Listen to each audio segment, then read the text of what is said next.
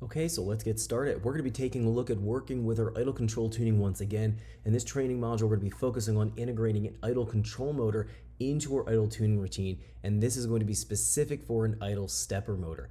In the last tutorial, we talked about using an idle control motor that was an idle solenoid that is duty cycle driven. A stepper motor is controlled in a different manner. The control strategy is going to be pretty much the same as what we discussed in our last training module, but again, wanted to have a dedicated tutorial for stepper motors because there are some things that we want to do a little bit differently with a stepper motor compared to an idle solenoid that's duty cycle driven. Let's jump in here and take a look at where we can find our idle tuning within our workbook I provided with the training course. Then we're going to discuss the general overview of what the idle control motor is going to represent, and then how the stepper motor is actually going to function mechanically, so we have a bit better idea of what we're doing here in terms of our control when we're programming our tables. There is a lot to unpack in this training module, so let's dig in here. First things first, we're going to move from our field tuning page over here into our 5th page labeled idle tuning.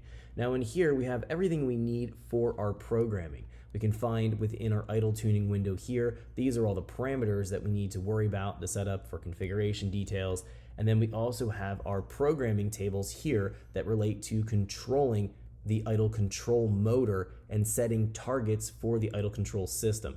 Now the idle control can be dialed in an open loop or a closed loop format. We're going to be talking about doing either in this training module, so you have some options in terms of your programming.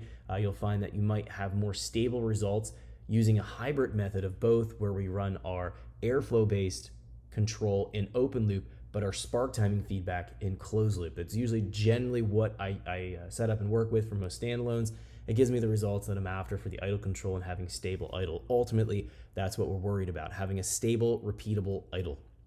All right, let's jump in and now talk about what we have in terms of our configuration details. So we're going to turn on a couple things within our idle tuning window here to actually arm and enable the idle control. Then we'll talk about configuring the stepper motor control and then discuss what that's going to represent mechanically. And then we'll start to go through some of these further details for idle control. So if we jump into our idle tuning window here, we're going to go into idle. And then in here, we're going to go to our mode and set it to enable. This is going to arm the Motec to work with some type of an idle control routine. We could have a mechanical based idle where it's just going to have fast path or spark timing control only to manipulate the engine's torque to get us to our desired speed that we request in our idle aim main. We also then can enable the idle solenoid or drive-by-wire control for further refinement in our idle control routine, essentially being able to dial in more torque in the control routine here. So we have two methods of control: slow path, which is airflow based; fast path, which is spark timing based. Airflow based can be coming from drive-by-wire or an idle control motor, or if we have mechanical based idle, that is going to be just our throttle blade opening, whatever that's fixed at on the throttle stop. But we consider that to be kind of a fixed variable, so we're not accounting for a slow path type of control virtually that we program. So we've told the Motec, in this case, if we go to mode and we say enable here, we've told it we want to do some type of idle control, but we haven't specified anything further than the Motec is going to be able to use spark timing feedback for fast path. Now we need to go in here to our actuator, and we need to go into our stepper option. So we have 3 options: throttle aim, solenoid, stepper. The stepper is the option that we want to choose here. So the solenoid is what we covered in our last training module. That's duty cycle based control for idle control routine in our airflow control within the slow path control for idle.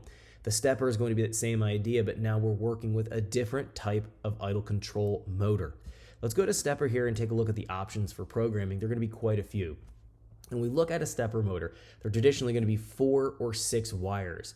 Now, 4 or 6 of the wires are going to be controlled with half bridge outputs. That's going to be driving the idle stepper motor either open or closed in its control. So when we're talking about an idle stepper motor, let's discuss what's going on mechanically. You can think of the idle stepper as a screw mechanism, and each step will represent a certain twist of the screw, and that's going to allow more or less airflow into the engine.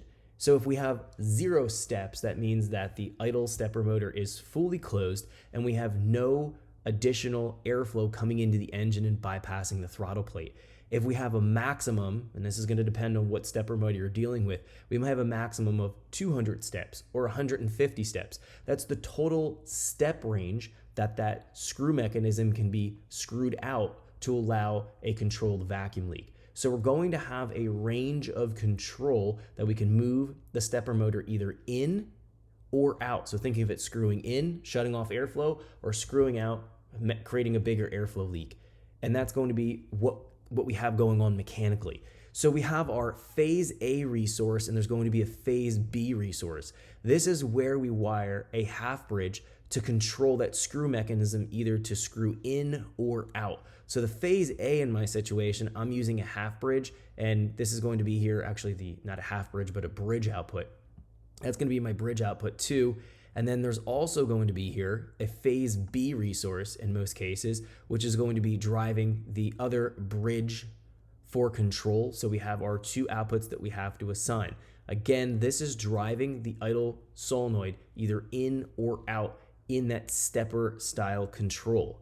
Now we have a lot of programming details that are going to be specific to the idle stepper motor, which we're going to discuss here and just go through. Thanks for checking out our teaser clip. If you want to see the rest of this video and more than 500 hours of current EFI training we have to offer, make sure you click right here. If you want to go and check out more teaser clips from this training course, click here. And you don't want to miss any of the videos we're going to be releasing on this channel, so make sure you subscribe and click here. Thanks for watching, and I'll see you guys later.